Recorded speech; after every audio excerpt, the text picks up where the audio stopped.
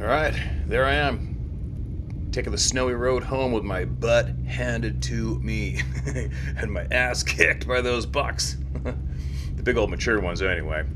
But anyway, by the time you guys are hearing this, I'll be driving down the highway. Woke up at 5 o'clock again. Can't sleep. That's what I've normally been waking up, and these roads are pretty nasty. So I'll leave once daylight hits in a couple hours. So I'll have my coffee with you guys and get some voices shared, some knowledge shared. And here's a quick note, especially my fellow whitetail enthusiasts, my fellow hunter enthusiasts will enjoy this little tidbit. So yesterday, was that yesterday? Day before yesterday, I drove a couple hours to my friend's property and did that hike. I put the GoPro on and I shared with you guys that hike. Well, after all this time, guess what? The one day I decide not to go to my spot and leave, guess who shows up and walks right in front of my little hiding perch in the middle of the day? Of course. Of course he did, right? How funny is that? Kind of makes you want to puke a little bit as a hunter, but all that time put in, but it's kind of amusing. You got to see the amusing side. All that time, and everything was starting to get really slow, and the bucks were moving around, and I'm not catching many on my cameras and stuff. I'm like, okay, it was probably a good day. Probably a good day to go drive to Dawson Creek and back. That was the day. That was the day that I should have been where I felt I should have been. Oh well, next year I learned a lot. And from the knowledge I gained this year, next year will be quite the different story, guaranteed. Well, 99.9% different in my favor. But anyway, what else do I got? Oh, I got some news. Sarah finally has her cookbook published. I'm so proud of her. She has a few challenges in life sometimes with taking on new projects and doing new things. She has to struggle a lot more than a lot of other people on average. Nothing bad or negative. It's just what it is, and I encourage her all the time. And she tries so hard, and she tries to do her best, and she did it. I'm so proud of her. And it was really frustrating for her in the last tail end of it, because she'd hired some Fiverr website, and there is I'm going to say it's a person on there who she hired to help edit and make her book so it would fit the online publishing thing and the cover. And this went back and forth, and this person, because there was a picture of a woman for the profile, and the name was Sharon. Okay? And from the USA is what it said. And she said the time difference in the messages with this person were 9 hours. So whatever the time difference between Pacific time, North America, to 9 hours difference, I'm pretty sure there's some dumbass in Jakarta using AI to try to generate some revenue, because this absolute loser was taking her stress level to the max for so long and couldn't get stuff right, started going back and forth, and then I got on there and let this person have it. And then and she was on there with the people who own Fiverr.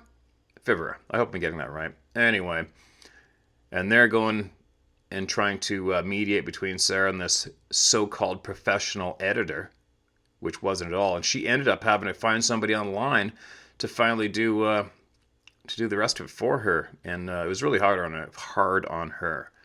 But anyway, she got it done. So I'll have a link for that in the description below. And I got her to. I'll show you the cover photo right now. And then I told her, I said, well, it's Christmas time.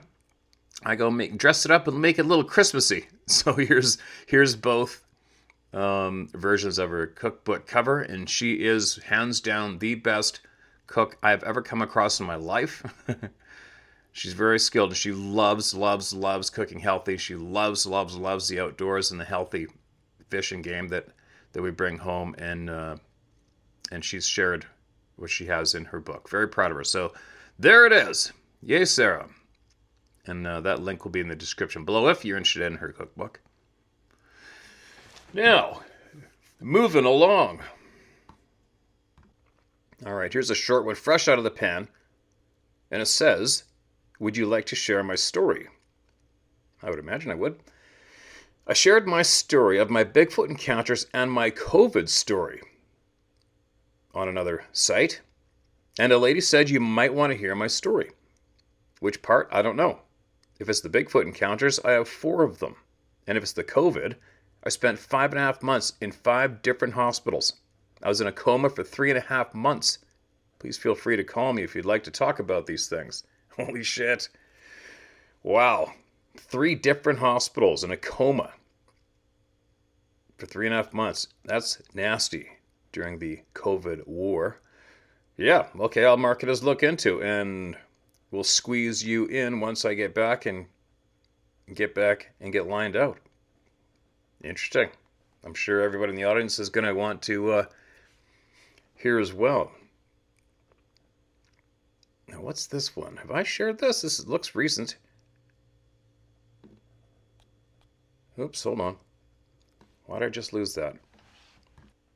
Now, this email is titled, John Blatt, Eric Jensen, I have more to share now.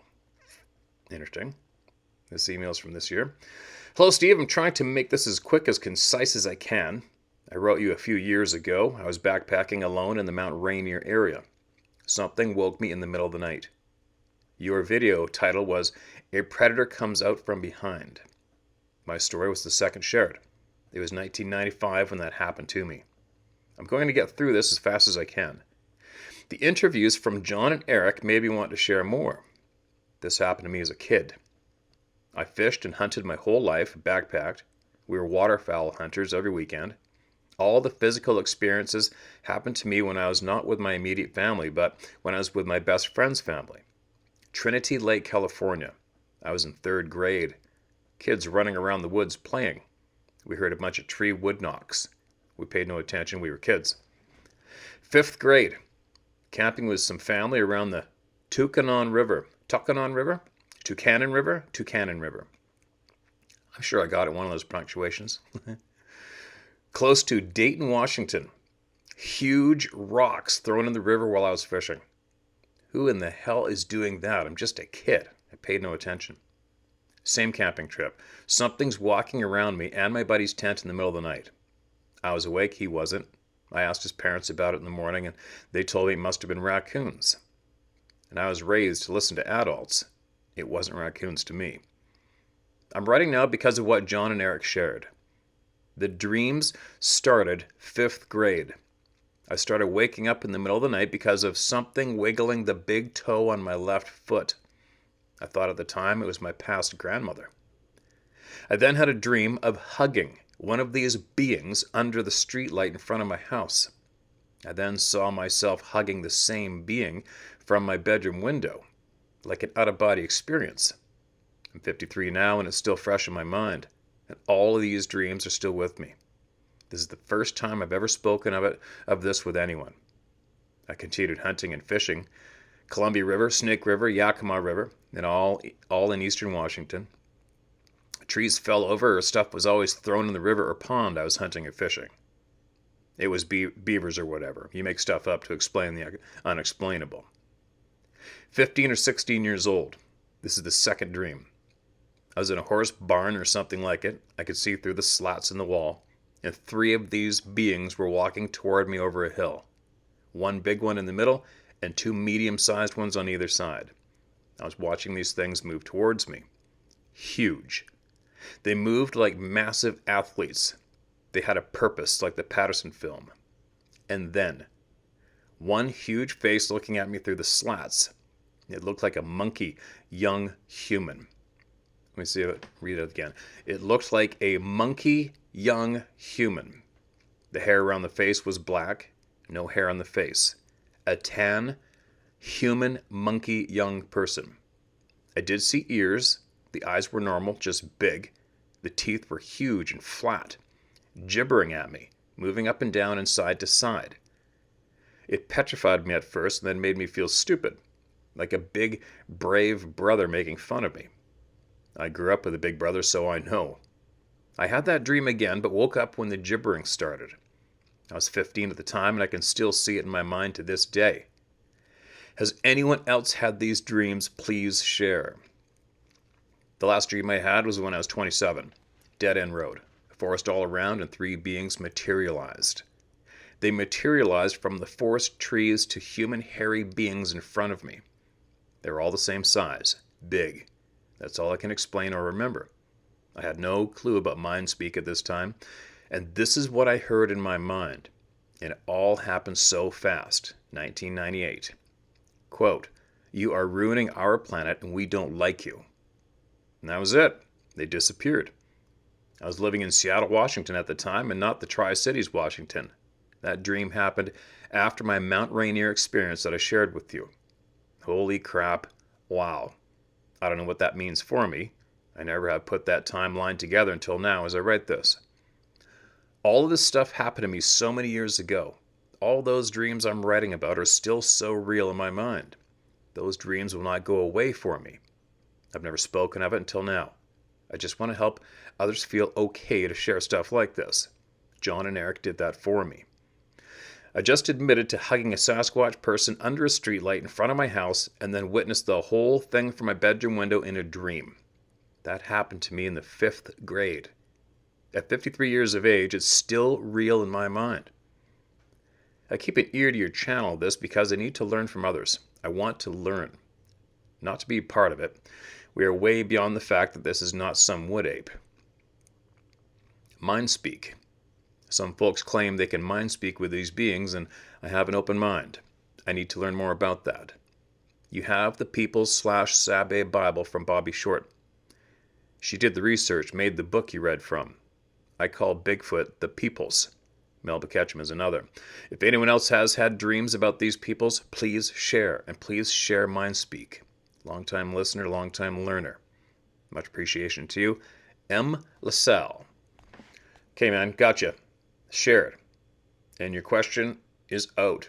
And it's funny, in the past, I can recall a handful, a few years ago, whatever, in the back, going through hundreds of emails, receiving thousands of emails, and if I ever came across one, someone has to share a dream, and I'd start reading, and I just hit stop record. I'm like, oh man, we can't just start sharing people's dreams. Come on. You know what I mean? We'd be here for 6 eternities as we're trying to get to the knowledge and the experiences and what happened in those experiences to people in the woods, in the real world. But now that I've grown, right, and we've all grown, and obviously the dream world is something I am not an expert at, that's for sure, but there's something going on with the dream world in our current reality, don't you believe? So, anyway, because I have had a couple dreams back when I was intentionally looking for these people, and they were so vividly real, it was absolutely crazy. Like, they just weren't normal dreams for me. And I think that if there's other people out there who have had a similar experience with a dream, maybe after you've had an experience with these people and your dream world kind of changed a little bit, you know what I mean? Email us in, all right? Email it in if you think it's significant and it can help the person that just reached out or anybody else, all right? Appreciate you, man.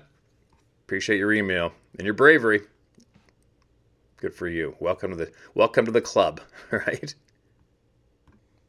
A reddish brown Sasquatch is the title of this email.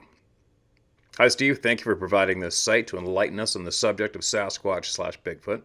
We've needed something like this for a long time, and I, for one, cannot understand why the public has been purposely left in the dark regarding these beings. I'm 68 years old and retired now, living in Winnipeg, Manitoba. My story is a short one, but nevertheless, I feel like it needed to be told. It happened back on Vancouver Island, where I lived for 4 years, from 1978 to 1981. I attended Malaspina College there, and after graduating from a fish culture technology program, was involved with numerous fisheries contracts working with salmon and trout enhancement projects on the island. My incident occurred near Port Alberni. Go figure! While heading to a junior ranger camp which was being used as a base for our team, which was involved in determining coho salmon recruitment numbers, in feeder streams in the area. I was driving a Pontiac Firebird at the time and was heading to camp from Nanaimo. Since it was my first time at this job, I decided to leave late in the evening so I could be at camp early enough. The location of our camp was a considerable distance up a well-used logging road in the vicinity of Port Alberni. The weather had been fine when I left Nanaimo, but as I reached the logging road, it started to pour out. The rain was pelting my car so badly that I had to slow down considerably to a point where I could barely make out the road in front of me. Nobody else was on the road at the time, and as I made my way along for a few miles, peering out the windshield, I tried to focus on the road ahead.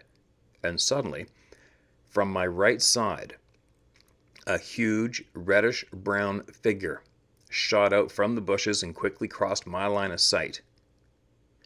It happened so fast I didn't even react to it by stepping on my brakes. What I saw was a huge, matted, shaggy mass of hair that completely engulfed my entire windshield. That's big.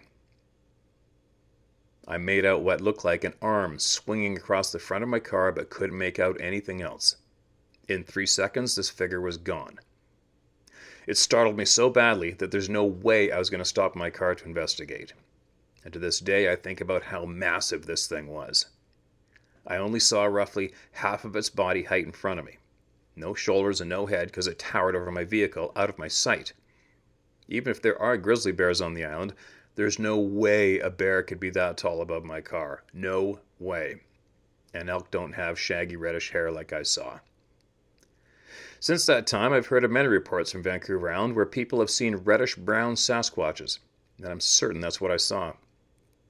This topic has intrigued me ever since the Patterson film came out, and you've got to be completely stupid not to believe that these things exist, with all the evidence out there. I've told people what I saw back then, but all they've done is laugh and ignore this evidence, saying, it's all in my imagination. Steve, to the non-believers out there who say it's all a bunch of nonsense, I'd like to say this. If you haven't done the research on the Bigfoot/Sasquatch topic, the fact that you criticize the people that have done their homework and have studied the facts and all the evidence, it just shows how ignorant and stupid you are. Wake up for God's sakes. Anyways, thanks again, Steve, for leading the charge in this struggle to find the truth. I hope we all will know what is happening out there in our wilderness areas before I pass on. Stay safe, Martin. All right, appreciate that email, man. And you know what, Martin? That's basically straight back behind my place where you were.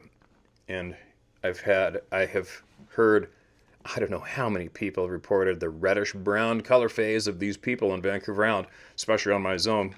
The Banfield Road, Cowichan, Nidnat, Campbell River, Courtney, basically the whole frickin' island, right? And not only just, it's not a color phase of these people on the island, it's all over it's all over the world, really, but anyway. Just like my neighbor, when I first moved in, we started talking to my neighbor, and one of his employees and his friend were driving out to Banfield on the Banfield Road, where I've taken you guys numerous times, and a reddish-brown, massive, hairy being.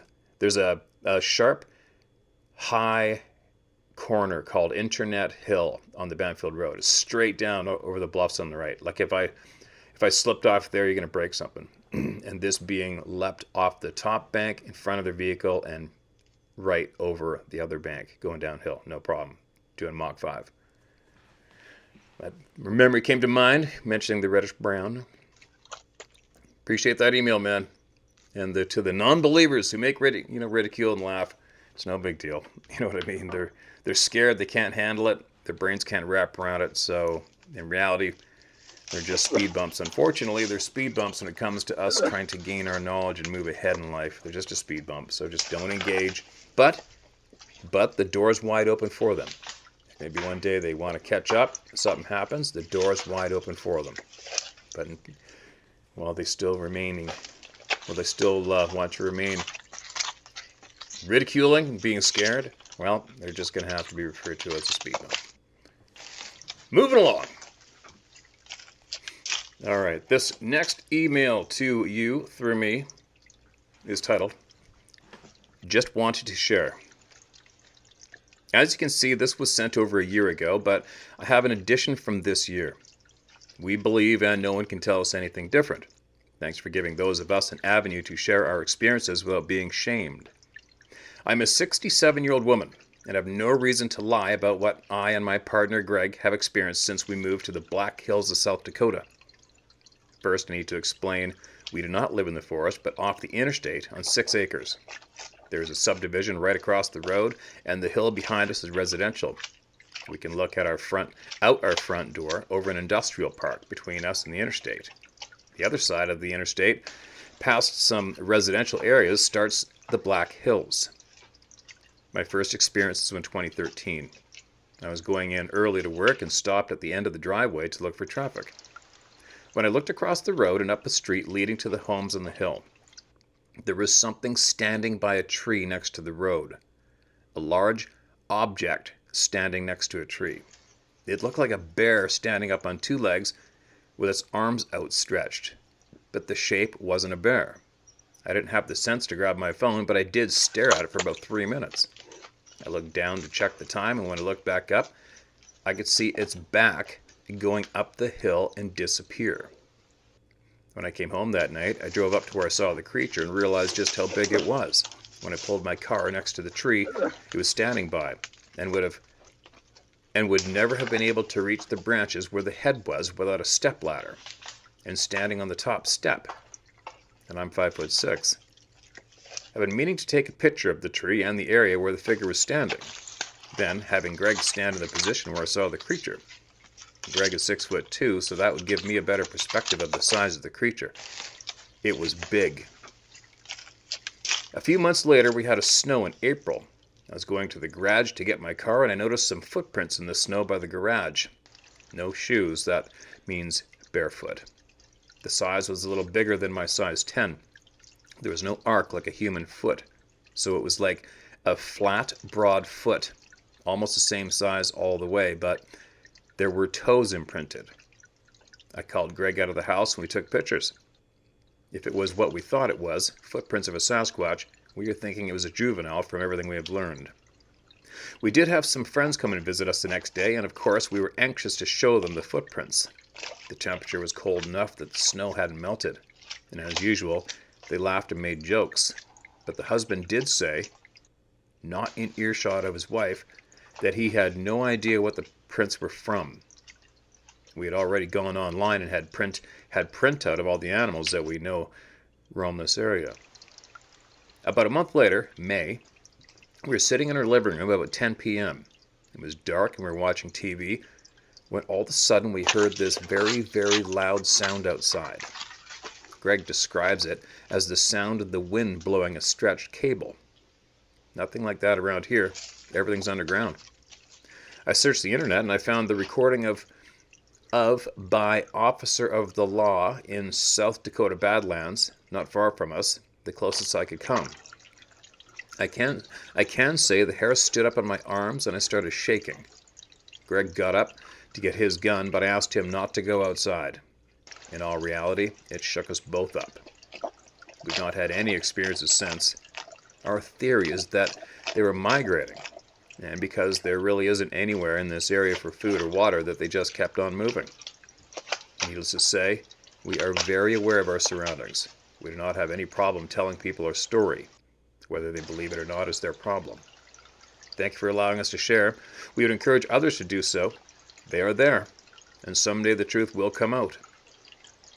In this summer 2020, I was coming down the driveway and I looked up the hill, a road that leads to a subdivision above us. It was midday, so shadows wouldn't be. And I saw something big over by a road sign.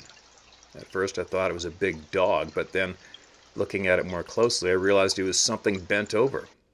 I was getting close to the house and parked my car, and when I got out of the car and looked up at the spot again, it was gone. The majority of the stories we hear about these beings take place in non-populated areas, but it seems there's something special about this area. Ruth Jones and Greg Tanner, you have permission to use our names. Ruth, appreciate that email. Now, I have a sneaky suspicion our good friend Mr. Duval has come up with an explanation of possibly why and where. these sightings occur. It has something to do with electromagnetic ley lines, I think, in the planet is what he said. I'll have to refer back to his email to us. And that's a little shelf in the back of my head that start to make a little bit of sense. It definitely has something to do with energy. And although migration is not a bad thing to come up with, I don't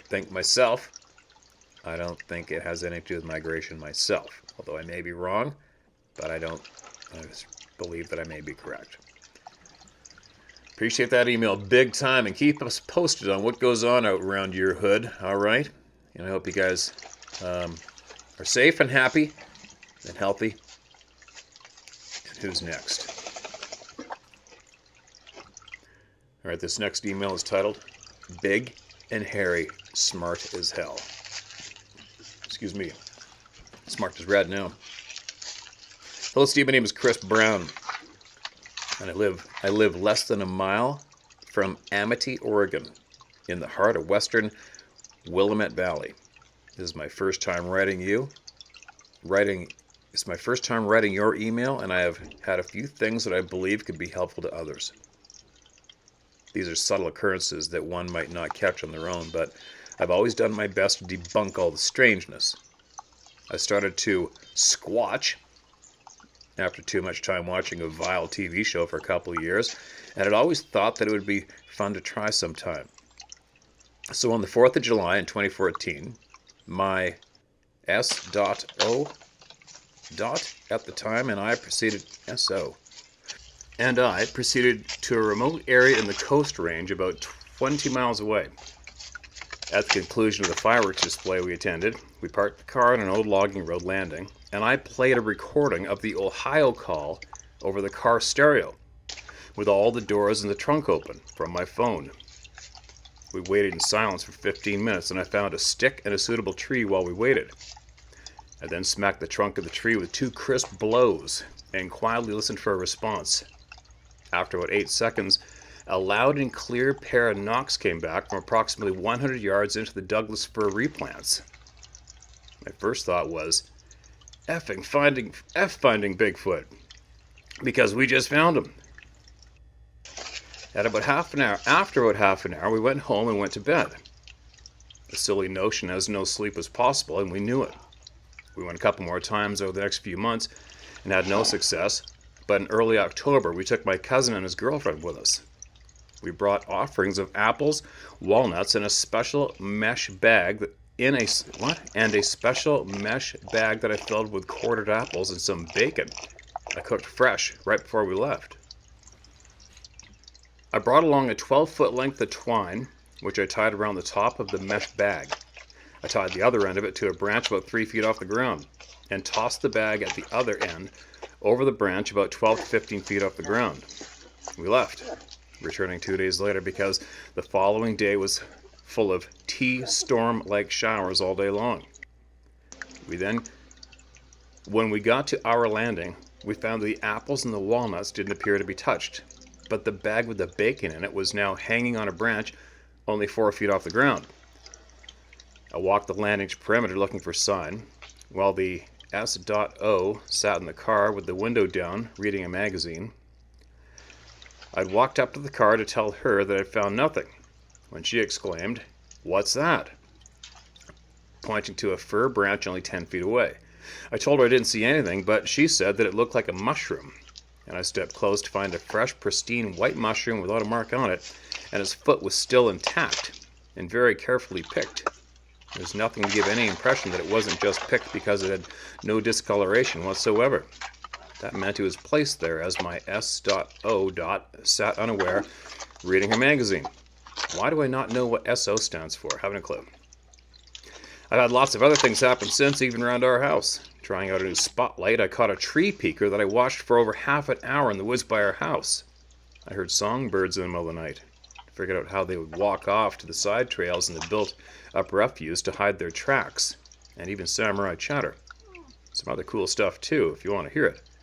Anyway, it's nice to make your acquaintance after the admiration I feel for you and what you do built until it could no longer be contained. I have put meeting you on a bucket list, and I love your hunt stories. They could be a TV series. And a story, there you go.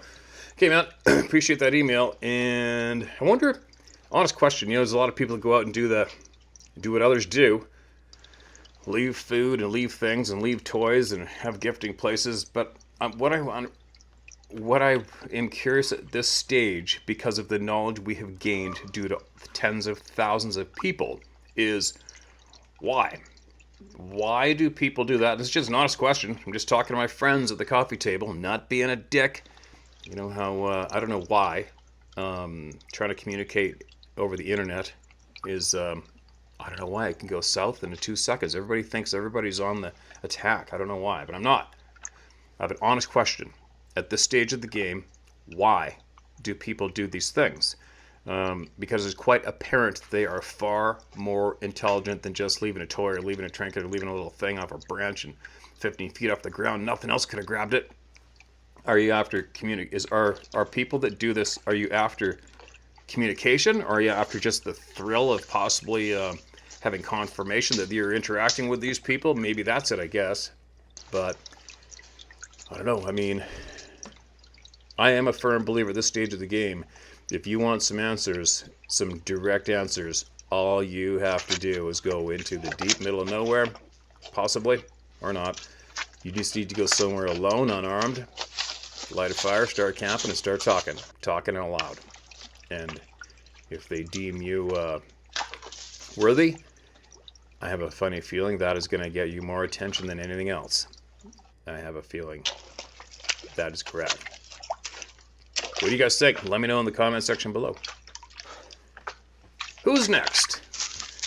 This next email to all of you through me is titled 3 Years of Fear and Torment. Oh, that'd suck. Steve, I sent this long email to you tonight, and I did not include my background. I've been in the woods since before I could walk. My dad was a retired Marine who graduated college with an engineering degree. We lived in Utah for 8 years, and we would go primitive camping at Yellowstone Grand Teton Park, the Grand Canyon, Bryce Canyon, and all sorts of places back east. It was cheaper than motels, and my dad was 1/4 Cherokee Indian. I was in the Boy Scouts for many years. I got my survival badge while at the U.S. Army Ranger Training Facility at Yellow River, Florida. I've hunted since I was 10, and alone after I turned 16. Fished quite a bit also. I did want to point out that where we live is very close to where Casey Hathaway was abducted by a bear in 2019. Also in March of the same year, an elderly lady was torn to shreds by an unknown canine, according to the state crime lab. Wow. All right. Here we go. Excuse me. Steve, my name should not be used. My story involves years of encounters on private land and big paper land. The big three are Weyerhaeuser, Georgia Pacific, and International Paper. I live in eastern North Carolina, east of the Neuse River. It's beautiful country, no doubt. We get almost constant rainfall in the winter and heavy rain in the summer. It's said you can't go a half a mile without crossing a stream or a creek. They call the land Poquoson. In late August of 2013, I began to have strange experiences with coyotes and red wolves. The USDA planted red wolves near here as a protected species to thin out the exploding whitetail population. Later that fall, I saw what I thought must have been a huge deer at night. The eye shine was 7 feet off the ground. Later the next morning, I found a huge deposit of dung. It was human shape of the diameter of a soup can. It was full of nuts and hair and berries. I thought it must be a bear, but bear poop didn't look like that. Later, I began to find watermelons taken from our neighbor's garden. I never put 2 and 2 together until the winter of 2014, when I found the tracks in the snow out in a huge bean field. They appeared beside a ditch and had no startling point. Sorry, it was spelt startling. I think he meant starting point. My dog and I followed them to find a distinct footprint about 15 inches long in the muddy bank. I told my dog, Sam, if we're on the Northwest Pacific, we'd have a Sasquatch. I never knew they were here. I never heard anyone speak of them. Later that summer, I had some questionable experiences. Deep in the surrounding woods, I found what looked like an igloo made of brush and tree limbs. I stood in a thicket which had been cleaned out by something or someone. I'd noticed all the sapling trees had their tops broken off about 12 feet off the ground, and it was uniform. I found several bone piles but dismissed them as vulture leavings. My dog died and we got a new dog.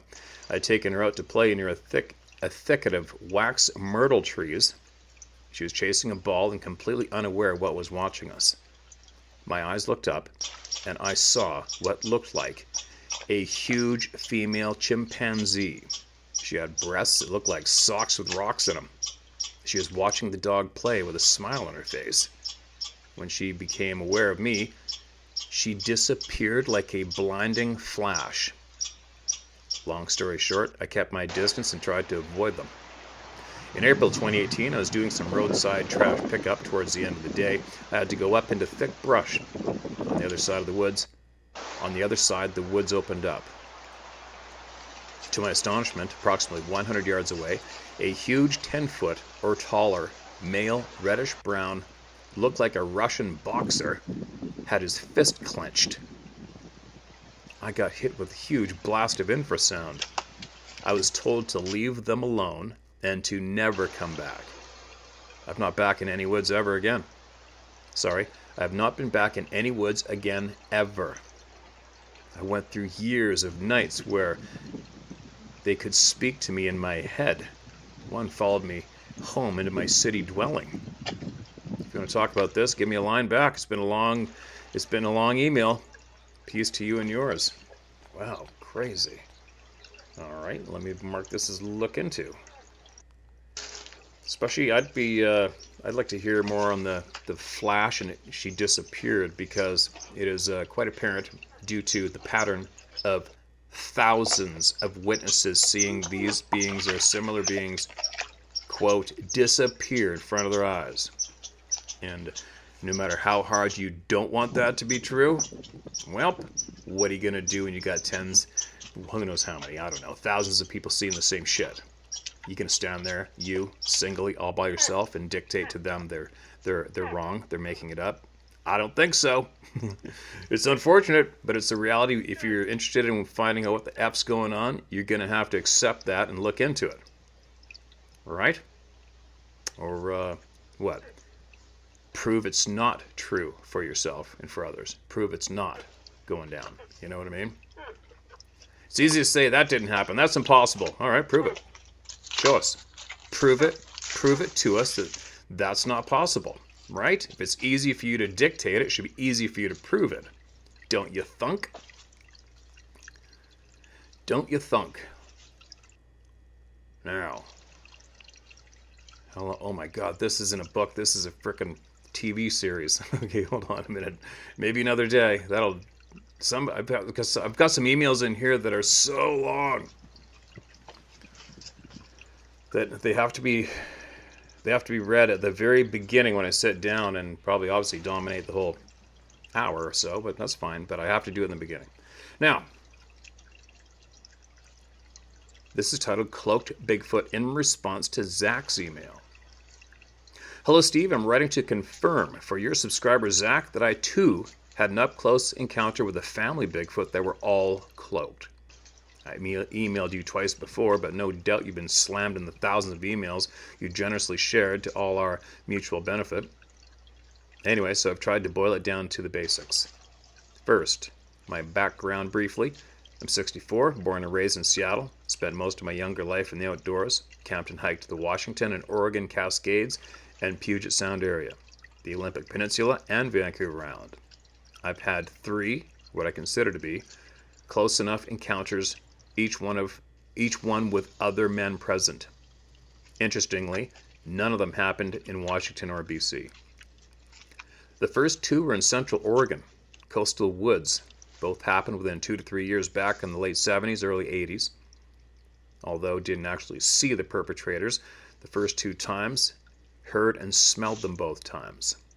Because when a 4 to 6 inch trunk or branch suddenly gets snapped off 20 to 30 feet outside of camp on a dark and windless night, you know it ain't no tree squirrel.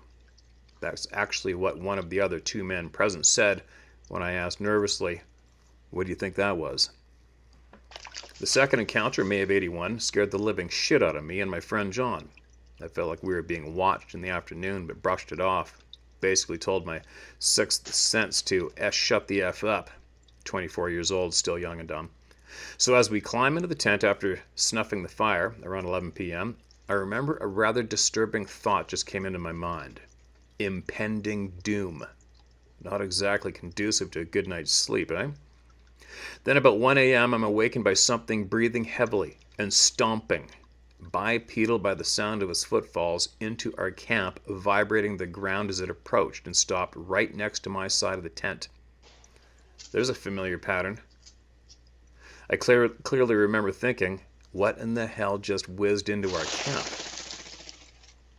Because it obviously didn't care if we heard it, and there was nothing stealth about its approach. Then total silence. And then I noticed the stink. Heavy, obnoxious, rotten, almost burning feces smell permeated the tent. We were both terrified, stiff, laying there in our bags, unable to talk, just staring at each other with big round eyes. We finally broke silence and started making evac plans. Well, my car. So I got to exit the tent first, and it was pretty freaking creepy. I'll tell you what. I went straight for the car. Unfortunately, we're just off logging road, about 60 feet away. We gathered everything and tore out of there. We went back up there the next morning, and it felt like The Outer Limits, if anybody remembers that TV show. Still have the Polaroids of prints next to where our tent had been the night before. Now to the latest encounter which happened in May of 2019. Location omitted. The cloaked appearance of a family of 4 Bigfoot where my host, a First Nations man, took 2 other men and myself to a location on his reservation in the middle of the night to hopefully see them. I'll get to that in just a second. I had been terrified of the deep woods since those earlier days in Oregon back in '81, and so requested his assistance in helping me come to grips with what had scared me decades earlier, and hopefully regain my confidence in the woods again. So, call me crazy, but I asked for it. I wanted to see these people, just confirm what I knew to exist but still had not seen.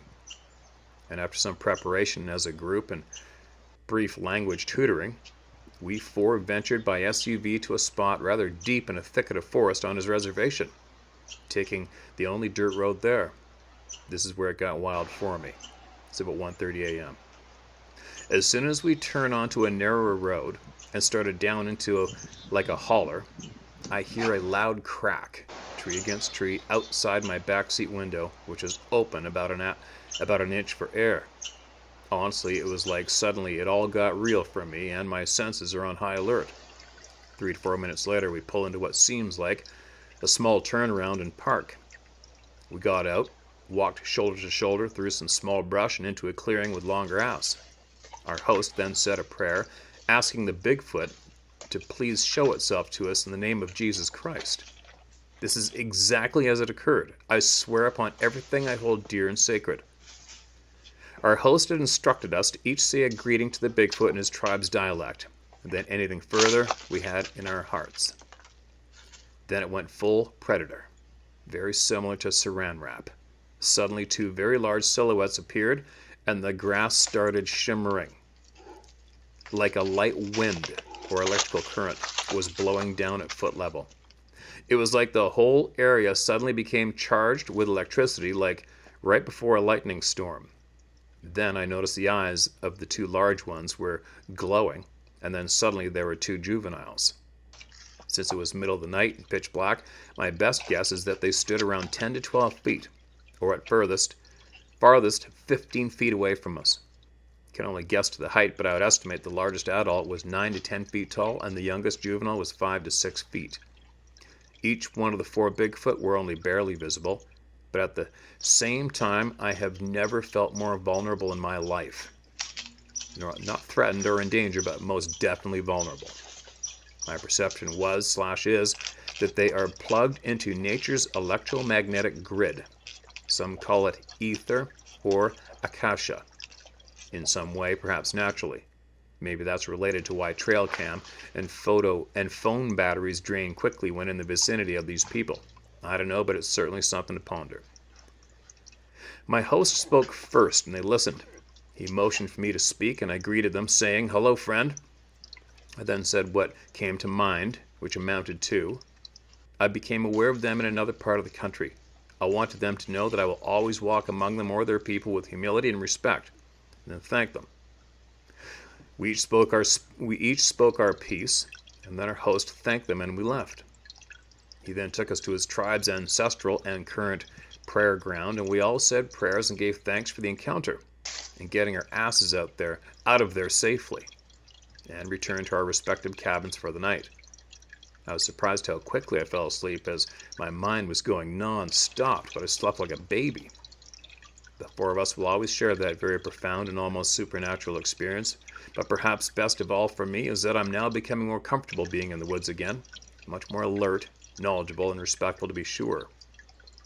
Not least from the incredible people on this channel and the experience, truth, and knowledge getting passed around between us through you, Steve. I hope this helps Zach or anyone else who may have had similar encounter. And speaking for myself, we've come a long way in a short period of time. When this first happened a year and a half ago, I was pretty careful about to whom and how I shared this story. So every one of these stories helps me too. All gratitude and respect. Can I say your name? I can't remember if you said to or not. I don't think you said not to share my name. This is what happens, you guys. I only do to how I get the email sent to me. I gotta double check. Randall Becker. Randall Becker. Appreciate you, man. That is a very huge, significant, helpful email to everyone here. Big time. Appreciate you big time. You know, I wonder, I spoke to a handful of people over the years about going somewhere or people going to a certain location to do the same thing.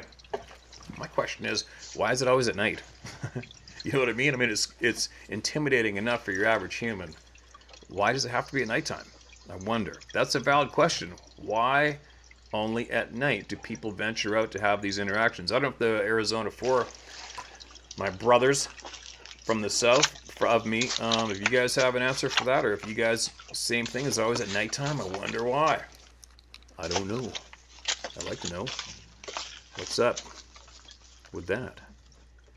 Anyway, here we go. Email shared, and I'm now going to get ready to start my journey home over these snowy, icy roads. And as long as I make it home safely, well, it's going to take me 2 days to get home, so we'll see. I might be able to pull off hanging out here again tomorrow. We'll see what happens. But in the meantime, here's Sarah's cookbook. Again, very proud of her. It's available live. Good for her. If you're interested, there's the link in the description below. And I shall return.